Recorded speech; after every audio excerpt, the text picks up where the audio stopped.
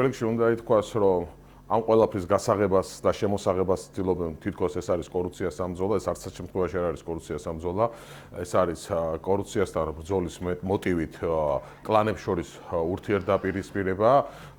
პირველ რიგში უნდა ითქვას, რომ რუსული რეჟიმი გვეუბნება, რომ თავმჯდომარედ აღიარებენ, რომ წლების განმავლობაში საქართველოს მათ ყავდათ და ამას აღიარებენ კორუფციაში ჩაფრული. თქვენ მინდა გითხრათ, რომ დაკავებული არის თავდაცვის მინისტრი, ახლა უკვე უსაფრთხოების სამსახურის უფროსი, ორჯერ პრემიერ-მინისტრი და გამოდის რა?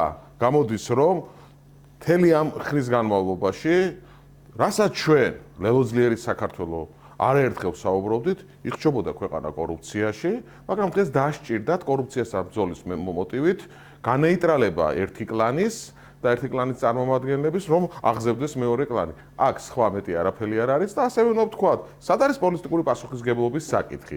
პოლიტიკური პასუხისმგებლობის საკითხი, ვინც ამ ადამიანებს აქებდა და ადიდებდა, როდესაც ჩვენ საუბრობდით სავარაუდო კორუფციაზე, ჩვენ პროვოკატორებს და ასე შემდეგ გვიწოდებდნენ და სიცრუის გამავრცელებლებს გვიწოდებდნენ, რასაც დღეს თვითონ აღიარებენ, რომ ეს სიმართლე ყოფილა და პოლიტიკური პასუხისმგებლობაზე რო საუბრობთ, ამ ადამიანებმა, ვინც ერთი წლის უკან ნახეთ აქებდნენ ამ ადამიანებს და ლამის ქვეყნის გადამრჩენებს უწოდებდნენ და მათ მიცეს ხმა და აირჩიეს ამ თანამდებობაზე, სად არის მათ პოლიტიკური პასუხისმგებლობის საკითხი? ან სად არის მათი მხრიდან ბოდიში? მაგრამ არა, მათ ეს არ აინტერესებთ, მათთვის არის ამ შემთხვევაში მთავარი მსახურება, რომ თბილად იყვნენ თავიანთ ადგილებზე.